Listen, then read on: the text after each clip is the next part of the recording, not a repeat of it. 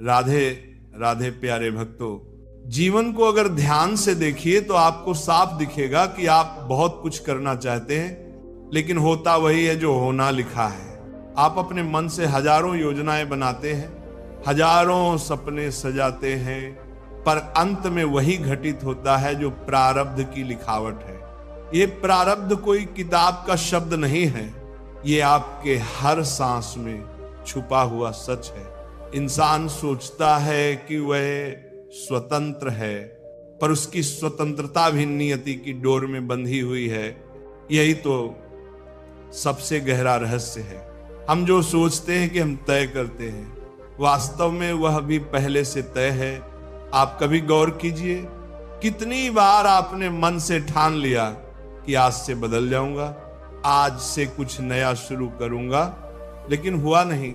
जब तक प्रारब्ध नहीं चाहेगा तब तक आपके भीतर से ताकत नहीं उठेगी, और जब प्रारब्ध चाहेगा तो सबसे असंभव लगने वाले रास्ते भी आपके लिए खुल जाएंगे।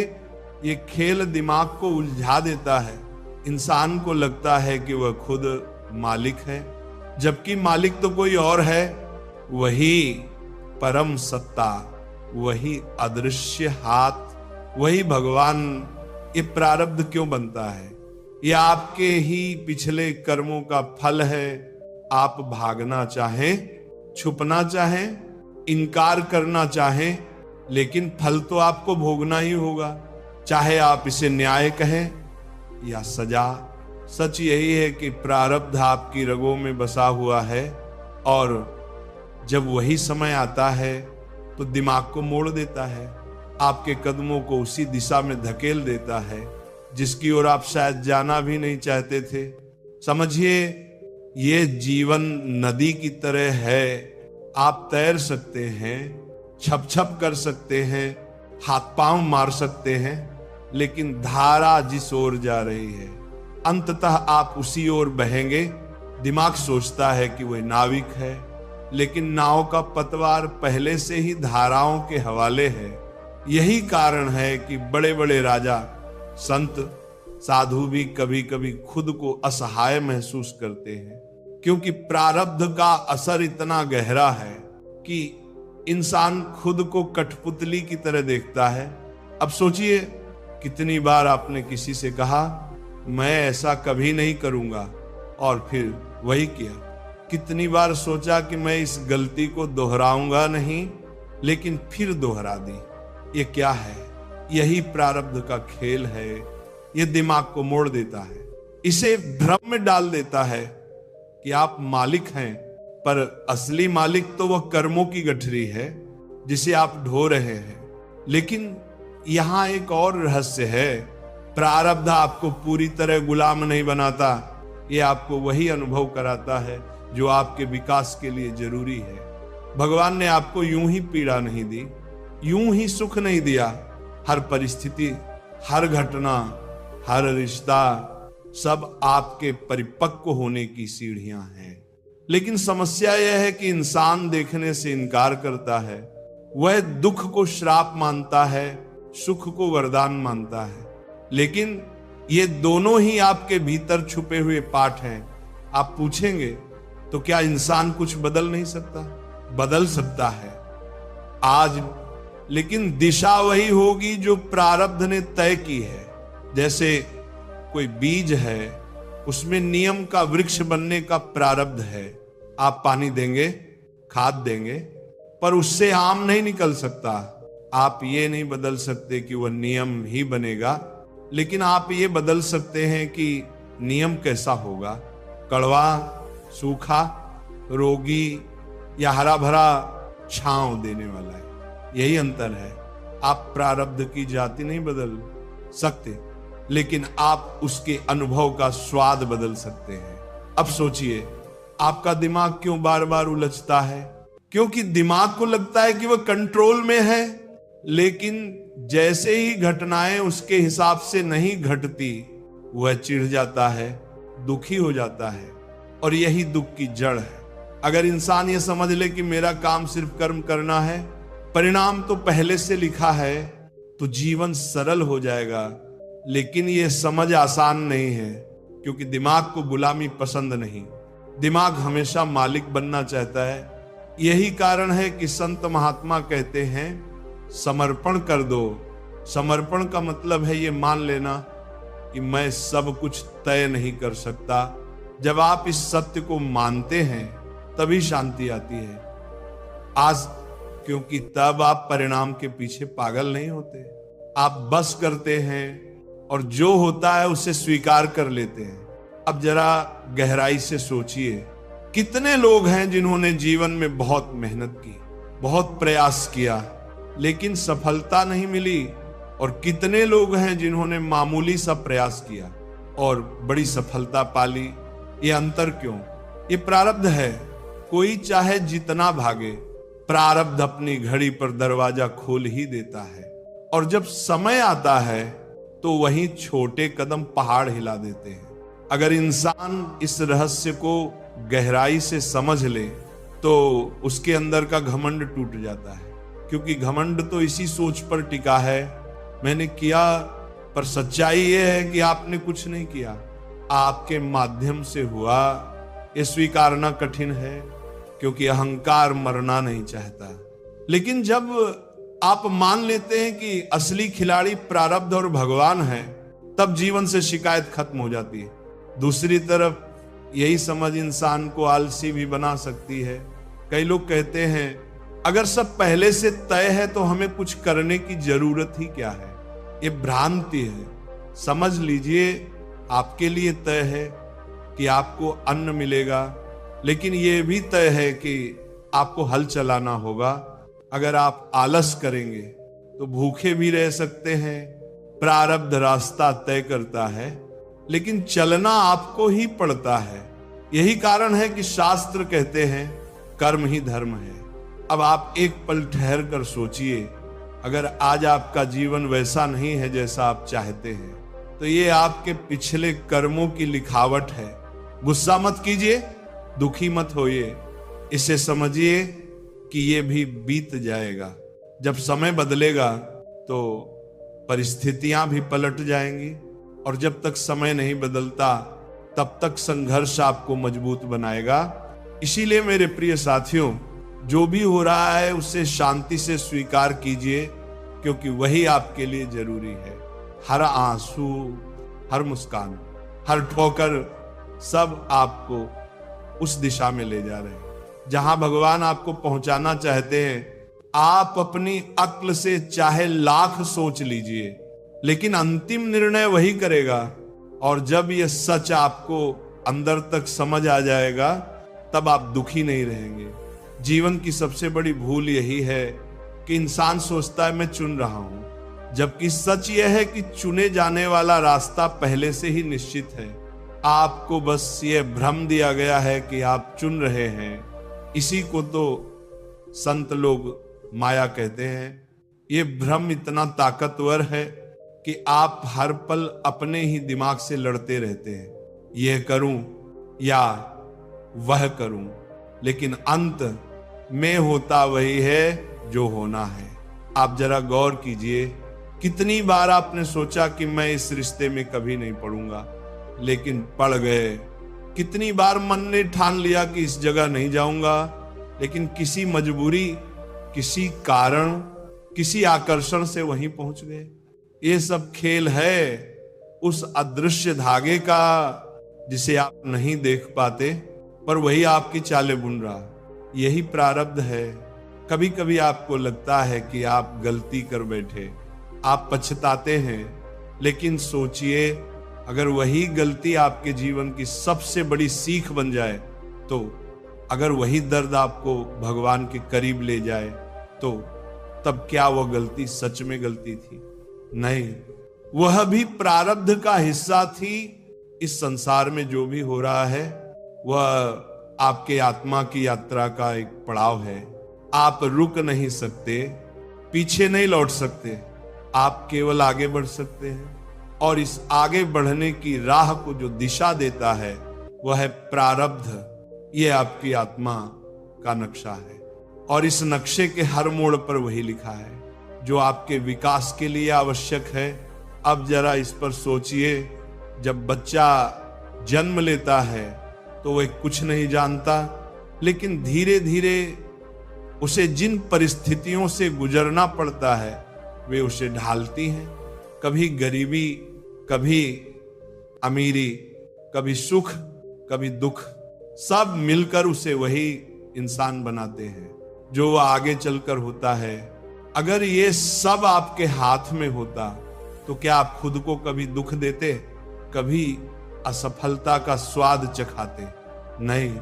लेकिन यही तो जरूरी है, क्योंकि बिना हार के जीत की कीमत नहीं समझ आती, बिना अंधकार के प्रकाश का महत्व नहीं होता है।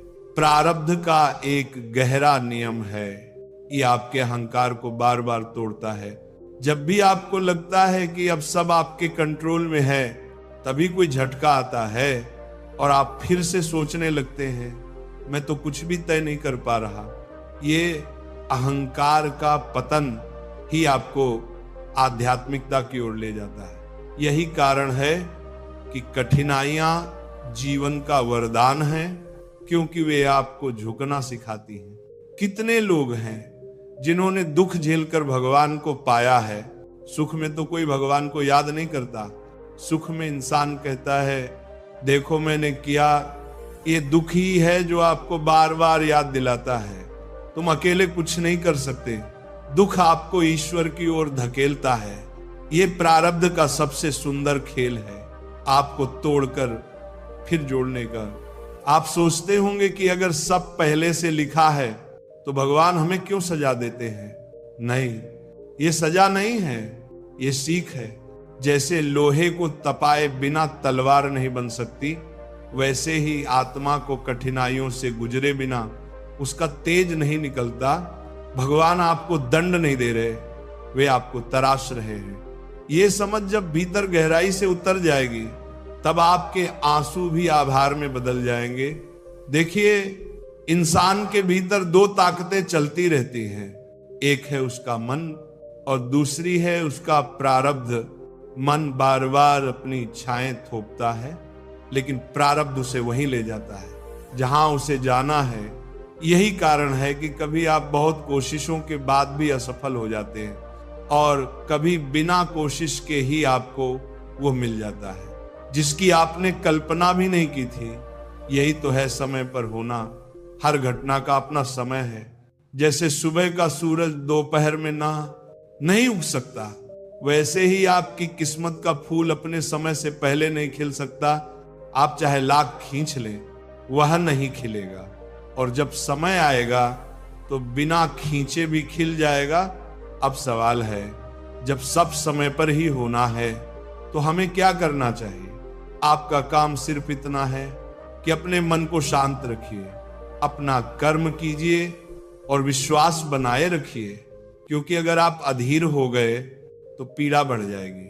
अगर आप धैर्यवान रहे तो वही परिस्थितियां आसान लगेंगी। दुख और सुख दोनों बाहर नहीं है, वे आपके मन की प्रतिक्रिया में हैं। याद रखिए, प्रारब्ध आपको रास्ता दिखाता है, लेकिन भगवान आपको ताकत देते हैं। अगर आप भगवान से जुड़ जाते हैं तो प्रारब्ध का बोझ हल्का हो जाता है। जो दुख असहनीय लगता था वही सहन हो जाता है। और यही कारण है कि संत कहते हैं भगवान को थाम लो, क्योंकि जब आप उन्हें थामते हैं तो आप प्रारब्ध के गुलाम नहीं रहते, आप उसके साक्षी बन जाते हैं। एक साक्षी की स्थिति बहुत अद्भुत होती है। तब आप देखते हैं कि जीवन आपके सामने घट रहा है। आप दुख भी देखते हैं, सुख भी देखते हैं, पर भीतर से अडोल रहते हैं। यही सच्चा ध्यान है और यही वह अवस्था है जहां पहुंचकर इंसान कहता है अब मुझे किसी चीज का डर नहीं है, क्योंकि जो हो रहा है वही होना चाहिए। अब मैं आपसे एक सवाल पूछना चाहता हूं, क्या आपने कभी महसूस किया है कि जब आप बहुत जोर लगाते हैं तब चीजें और बिगड़ जाती हैं, और जब आप छोड़ देते हैं तब सब अपने आप ठीक हो जाता है? यही तो है प्रारब्ध का कमाल। जब आप छोड़ देते हैं तो आप नियति के साथ बहने लगते हैं और तभी जीवन सहज हो जाता है। यहां एक कठोर सच्चाई है, अगर आप सोचते हैं कि आप अपने भाग्य को मात दे देंगे तो आप भ्रम में हैं। आप अपने प्रारब्ध से भाग सकते हैं, लेकिन भागते हुए भी वही आपको पकड़ लेगा। आप चाहे लाख दिमाग लगाएं, लेकिन वो आपको उसी मोड़ पर ले आएगा जहां आपको पहुंचना है। यही कारण है कि महान संत कहते हैं, भाग्य से लड़ो मत, उसे स्वीकार करो, क्योंकि स्वीकार करने में ही शांति है। लेकिन याद रखिए, स्वीकार करने का मतलब हार मानना नहीं है। स्वीकार करने का मतलब है समझदारी। जैसे एक समझदार इंसान नदी की धारा के विपरीत तैरने की कोशिश नहीं करता, बल्कि धारा के साथ बहकर अपने गंतव्य तक पहुंच जाता है। जीवन में सबसे बड़ी आजादी वही है जब आप स्वीकार कर लेते हैं कि आप पूरी तरह स्वतंत्र नहीं हैं। सुनने में ये उल्टा लगता है, कैसे गुलामी में भी आजादी हो सकती है, लेकिन यही तो रहस्य है। जब आप मान लेते हैं कि सब कुछ आपके हाथ में नहीं है, तभी आपके भीतर से तनाव समाप्त होता है, क्योंकि अब आपको लड़ना नहीं पड़ता, अब आपको बहना सीखना पड़ता है। प्रारब्ध आपको बांधता है, लेकिन वही बांध आपको गहराई भी देता है। जैसे लहरें किनारे से टकराती हैं, वैसे ही प्रारब्ध आपकी सीमाओं से टकराता है। और जब आप टकराते हैं, तब आपके भीतर की चेतना जागती है। अगर ये टकराव ना हो तो इंसान सोया ही रह जाए। दुख, असफलता, बाधाएं, ये सब आपके भीतर की नींद तोड़ते हैं।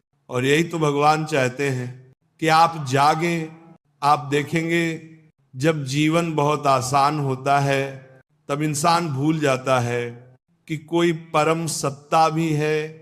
लेकिन जैसे ही कठिनाई आती है, वो हाथ जोड़कर कहता है, हे भगवान, अब तुझ पर भरोसा है। यही तो प्रारब्ध का असली उद्देश्य है, आपको वहां ले जाना जहां से आप कभी दूर चले गए थे। अब आप समझ गए होंगे कि क्यों बार बार कहा जाता है सब कुछ अपने समय पर होता है।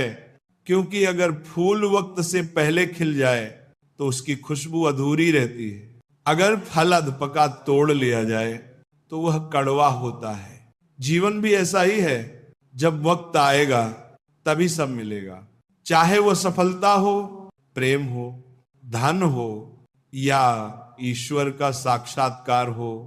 लेकिन दुख तब होता है जब आप अधीर हो जाते हैं। आप कहते हैं, भगवान अभी क्यों नहीं? पर भगवान कभी जल्दबाजी नहीं करते। उनका समय आपका समय नहीं है। वे जानते हैं कब क्या देना है। और जब सही समय आता है तो जो चीज असंभव लगती थी, वही सहज रूप से आपके जीवन में उतर आती है। इसलिए समझदार वही है जो धैर्य रखे, जो हर परिस्थिति में यही कहे, ये भी ठीक है। ये वाक्य सुनने में सरल लगता है, लेकिन इसका अर्थ गहरा है। जब आप कहते हैं ये भी ठीक है, तो आप भगवान की योजना को स्वीकार कर रहे हैं। तब आप दुख को भी वरदान की तरह जीने लगते हैं। और यही स्थिति है जहां से सच्चा आनंद शुरू होता है। मेरे प्रिय साथियों, जीवन में हर मोड़ पर याद रखिए, आप अपने प्रारब्ध से भाग नहीं सकते, लेकिन आप इसे शांति से जी सकते हैं। आप इसे शिकायत के साथ जी सकते हैं या आभार के साथ। चुनाव यही है। और जब आप आभार चुनते हैं तो हर घटना, हर आंसू, हर हंसी, सब आपके भीतर एक नया फूल खिला देते हैं। अगर आप सचमुच भगवान के भक्त हैं तो आपको ये समझ लेनी चाहिए कि उन्होंने आपके लिए जो लिखा है वही सर्वश्रेष्ठ है। हो सकता है आज आपको दर्द लगे, पर वही दर्द कल आपके लिए शक्ति बन जाएगा। हो सकता है आज कोई दरवाजा बंद हो, पर कल वही आपको बेहतर रास्ते पर ले जाएगा। भगवान भूलते नहीं, वे देर करते हैं, लेकिन देते वही हैं जो आपके लिए आवश्यक है। इसलिए अब शिकायत छोड़िए। हर सुबह जब उठें तो यही कहें, हे प्रभु, मुझे वही दो जो मेरे लिए सही है। मुझे वही दिखाओ जो मेरी आत्मा के लिए जरूरी है। और मुझे धैर्य दो कि मैं आपके फैसले को स्वीकार कर सकूं। ये प्रार्थना आपके भीतर असीम शांति भर देगी, और जब ये शांति आपके जीवन का हिस्सा बन जाएगी, तब आप देखेंगे कि प्रारब्ध का खेल अब आपको उलझाता नहीं बल्कि हंसाता है। आप जान जाएंगे, हाँ, ये भी उसी योजना का हिस्सा है। तब जीवन बोझ नहीं रहेगा बल्कि एक सुंदर यात्रा बन जाएगा। तो मेरे प्यारे साथियों, आज की बात अपने दिल में उतार लीजिए। प्रारब्ध आपको मोड़ सकता है पर तोड़ नहीं सकता। वही आपको वहीं ले जा रहा है जहां आपके जीवन का फूल खिलना है। बस धैर्य रखिए, विश्वास रखिए और भगवान को थाम लीजिए, क्योंकि अंत में वही रहेंगे, वही साथ देंगे